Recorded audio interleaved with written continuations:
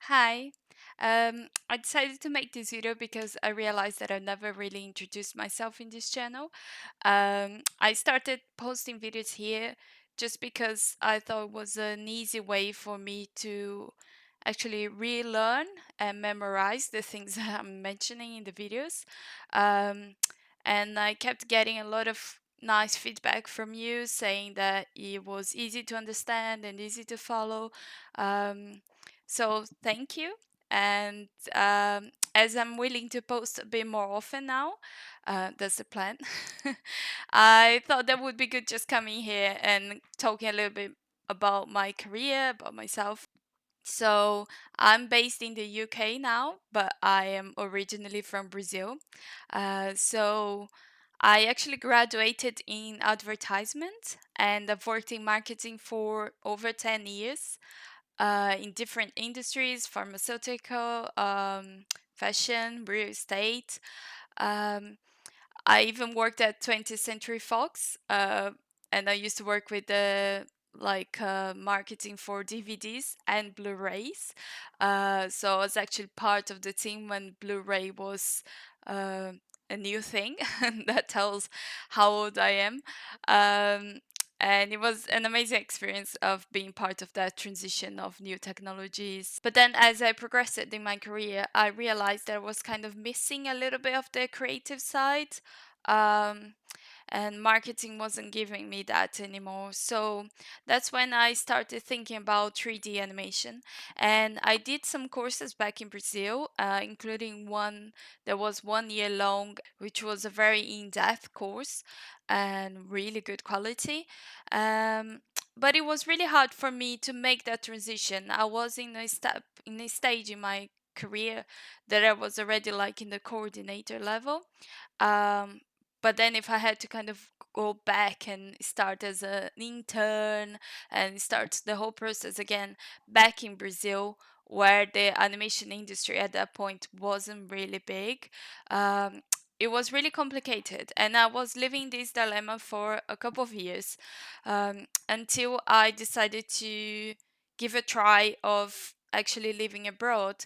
But I thought the best way to be able to get a visa for working abroad was if I did a master in another country, and then from that I could just apply for jobs in the country and try to get a visa and everything. I always loved the UK. I visited here before, and so I applied and I got accepted at Bournemouth University, and I did a master degree in 3D computer animation. It was really nice. I mean, I loved the course. As you might know, my Seagull rig is from that course. It was a team animation that we had to do, and it was amazing. But I knew that I had to get this visa, and people often ask me, "Wow, why did you choose?" Why did you choose games and working in a real? And I joke that I really didn't choose games. I actually accepted the company that was willing to give me a visa.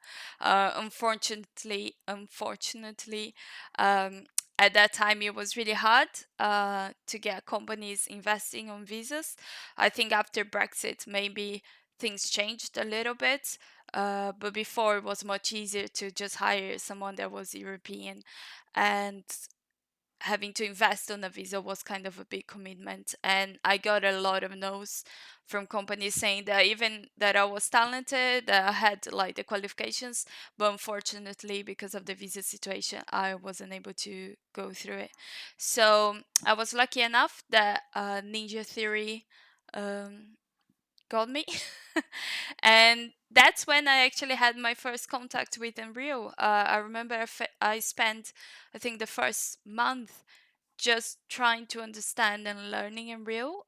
I was really lucky to be part of the team that was launching Bleeding Edge, which was a game that we shipped 6 months, I think, after I joined. And it was really nice being part of something that is, that kind of final stage of development. And the characters were amazing. The character design on that project was really good. And I learned a lot from that.